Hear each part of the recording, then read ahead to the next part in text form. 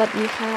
ยินดีต้อนรับกลับสู่ Ideal Group Channel เหมือนเช่นเคยนะคะวันนี้ติ้วเป็นผู้ดำเนินรายการเพียงคนเดียวค่ะแล้ววันนี้เราจะพูดกันถึงเรื่องของเขตการค้าเสรีอาเซียนค่ะหรือ ASEAN Free Trade Area นะคะ AFTA ค่ะสำหรับที่มานะคะเขตการค้าเสรีอาเซียนหรือ AFTA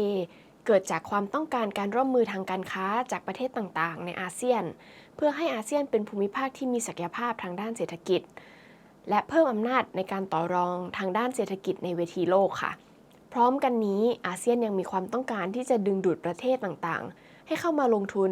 เพื่อความเจริญเติบโตอย่างต่อเนื่องภายในภูมิภาคโดย AFTA นั้นจะทำให้การขายสินค้าในอาเซียนเป็นไปอย่างเสรีมีการคิดอัตราภาษีระหว่างกันในระดับที่ต่ำปราศจากข้อกำหนดทางการค้า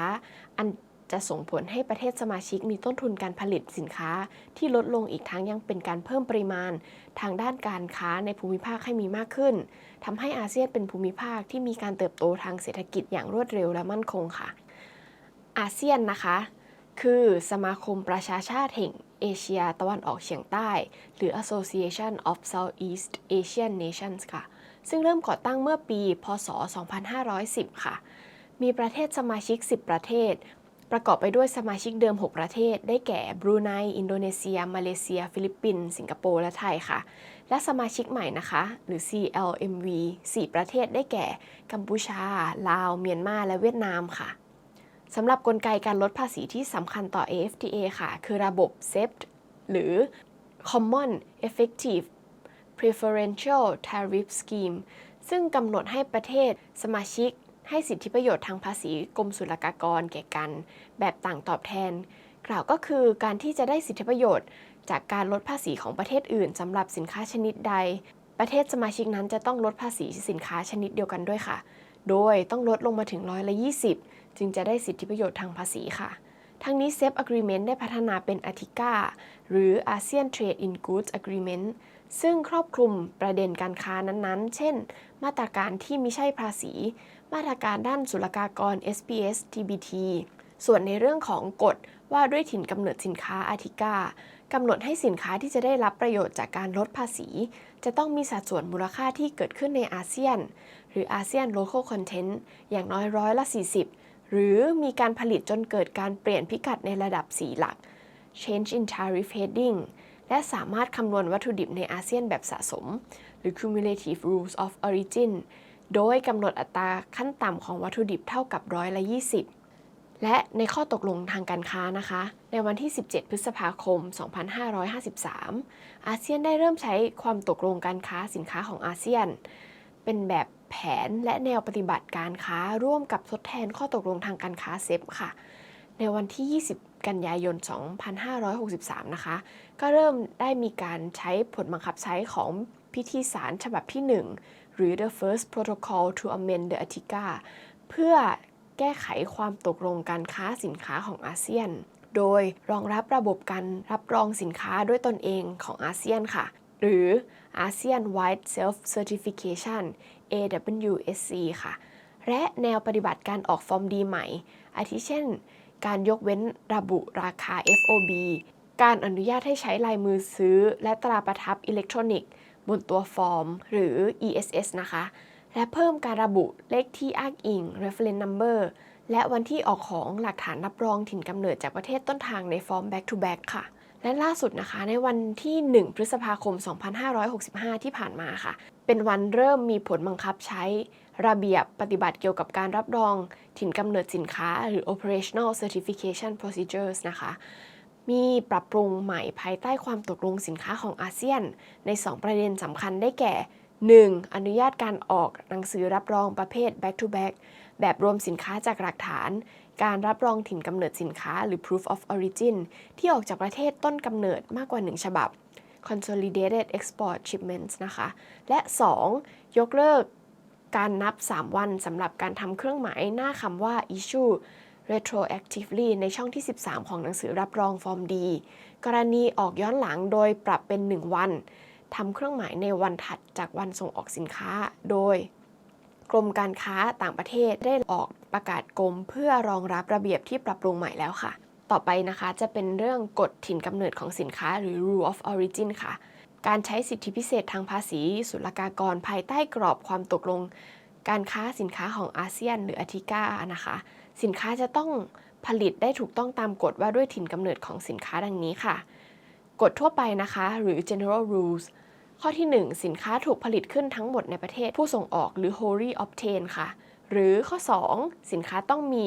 การใช้วัตถุดิบภายในภูมิภาคอาเซียนหรือ regional value content ไม่น้อยกว่า40%ของราคา FOB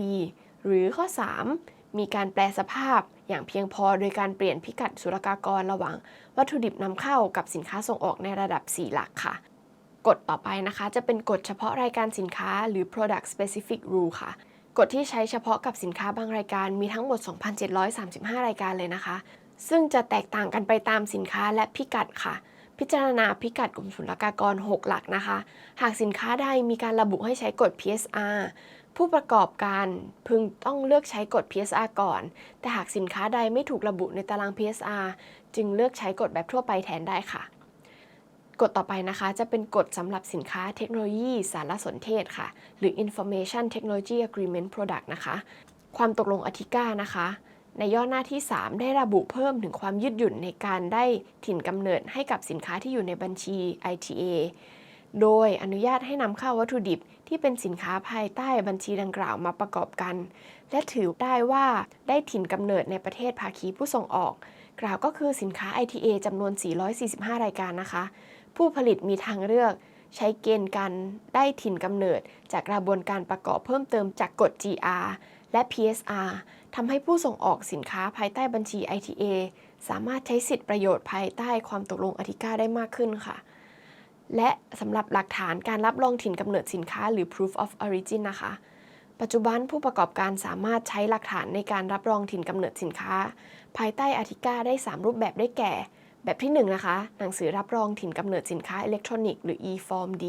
ผู้ประกอบการสามารถยื่นคำขอผ่านระบบการออกหนังสือรับรองถิ่นกำเนิดสินค้าของกรมการค้าต่างประเทศเมื่อหนังสือรับรองได้รับการอนุมัตินะคะข้อมูลจะถูกส่งไปยังกรมศุลกากรประเทศปลายทางผ่านอาเซียน Single Window หรือ ASW นะคะซึ่งผู้นำเข้าสามารถใช้ reference number ของ e-form D เพื่อประกอบพิธีนำเข้าเสมือนฟอร์ม D แบบกระดาษได้เลยค่ะและแบบที่2นะคะหนังสือรับรองแหล่งกำเนิดสินค้าฟอร์ม D แบบกระดาษกรมการค้าต่างประเทศจะออกให้ก็ต่อเมื่อมีเหตุขัดข้องทางระบบหรือเหตุสุดวิสัยอื่นใดที่ทำให้ไม่สามารถออก e-form D ได้ค่ะสำหรับแบบที่3นะคะ Origin Declaration ภายใต้ระบบการรับรองถิ่นกำเนิดสินค้าด้วยตนเองของอาเซียนหรือ ASEAN Wide Self Certification นะคะผู้ส่งออกที่ได้รับการรับรอง Certified Exporter ที่ประสงค์ใช้สิทธิ์สามารถจัดทำคำรับรองถิ่นกำเนิดสินค้าลงบนเอกสารเช่นใบกำกับสินค้าหรือ Commercial Invoice นะคะใบเรียกเก็บเงินค่าสินค้า Billing Statement ใบสั่งปล่อยสินค้า Delivery Order หรือใบรายการหีบห่อสินค้า Packing List ซึ่งสงวนเฉพาะรายการสินค้าที่ขึ้นทะเบียนไว้กับกรมเท่านั้นค่ะต่อไปนะคะเราจะมาดูช่อง 13 ของ Form D ค่ะข้อที่1นะคะ back to back ผู้ส่งออกประเทศคนกลางได้นำเข้าสินค้าจากประเทศสมาชิกอาเซียนประเทศหนึ่งเพื่อส่งออกไปยังประเทศสมาชิกอาเซียนอีกประเทศหนึ่งนะคะ third country invoicing ออกให้กรณีที่ใบกำกับสินค้าหรือ invoice ออกโดยประเทศที่3ซึ่งอาจจะเป็นประเทศอาเซียนหรือนอกอาเซียนก็ได้ค่ะข้อที่3นะคะ accumulation หรือการสะสมถิ่นกำเนิดสินค้าผู้ส่งออกได้นำเข้าสินค้าที่ได้ถิ่นกำเนิดจากประเทศสมาชิกอาเซียนประเทศหนึ่งมาใช้เป็นวัสดุสำหรับการผลิตสินค้าสำเร็จรูปในประเทศไทยเพื่อส่งออกไปยังประเทศสมาชิกอาเซียนอีกประเทศหนึ่งค่ะข้อที่4 partial accumulation หรือสะสมถิ่นกำเนิดสินค้าเพียงบางส่วนกรณีผู้ส่งออกต้องการส่งออกสินค้าที่มีสัดส่วนมูลค่าการผลิตภายในภูมิภาค RVC ตั้งแต่20%ขึ้นไปแต่ไม่ถึง40%ของมูลค่า FOB ของสินค้าที่ส่งออกจากประเทศไทยเพื่อนำไปใช้เป็นวัตถุดิบสำหรับการผลิตสินค้าสำเร็จรูปในประเทศสมาชิกอาเซียนโดยไม่ขอรับสิทธิพิเศษทางภาษีณประเทศสมาชิกอาเซียนผู้นำเข้าข้อที่5นะคะ de minimis ค่ะกรณีผู้ประกอบการเลือกใช้เกณฑ์การเปลี่ยนพิกัดศุลกากร CTC แต่สินค้าส่งออกมีการใช้วัตถุดิบนอกภาคีที่ไม่ผ่านเกณฑ์การเปลี่ยนพิกัด ซึ่งภายใต้หลักการ de minimis นะคะสินค้าดังกล่าวจะได้รับการอนุโลมและถือว่าได้ถิ่นกำเนิดประเทศไทยหากมูลค่าวัตถุดิบที่ไม่ผ่านเกณฑ์การเปลี่ยนพิกัดมีมูลค่าไม่เกิน10%ของราคา FOB ค่ะต่อไปนะคะเราจะมาดูว่าไทยได้รับประโยชน์จากการเป็นสมาชิกอาเซียนได้อย่างไรบ้างปัจจุบันนะคะอาเซียนเป็นคู่ค้าอันดับหนึ่งของไทยโดยมีมูลค่าการค้ากว่า 1.75 ล้านบาทต่อปีหรือ19.2%ของมูลค่าการค้าทั้งหมดของไทยในจำนวนนี้นะคะเป็นการส่งออกจากไทยไปยังอาเซียน20.7%ของมูลค่าการส่งออกทั้งหมด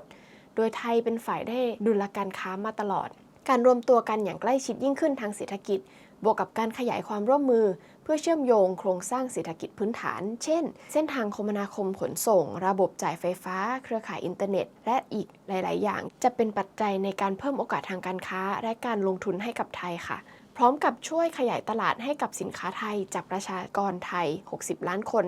เป็นประชากรอาเซียนเกือบ600ล้านคนขณะที่อาเซียนยังเป็นแหล่งเงินทุนและเป้าหมายของการลงทุนของไทยอีกด้วยค่ะโอกาสของไทยยังจะมีเพิ่มขึ้นเมื่ออาเซียนสามารถสร้างประชาคมเศรษฐกิจอาเซียนให้เป็นตลาดฐานการผลิตเดียวตามที่กำหนดไว้ในแผนงานการจัดตั้งประชาคมเศรษฐกิจอาเซียนสำเร็จเพราะจะเปิดโอกาสให้สินค้าบริการแรงงานฝีมือและเงินทุนเคลื่อนย้ายได้อย่างเสรียิ่งขึ้นซึ่งการเป็นสมาชิกอาเซียนนะคะยังช่วยให้ไทยมีความร่วมมือกับประเทศในภูมิภาคเมื่อต้องเผชิญกับภัยคุกคามที่ส่งผลกระทบโดยตรงต่อประชาชนไม่ว่าจะเป็นปัญหาความยากจนการรับมือกับโรคระบาดเช่นไข้หวัดนกและซาร์สปัญหาอาชญากรรมข้ามชาติอย่างการค้ามนุษย์และปัญหายาเสพติดการรับมือกับภัยพิบัติทางธรรมชาติปัญหาสิ่งแวดล้อมเช่นหมอกควันจากไฟป่าและปัญหาโลกร้อน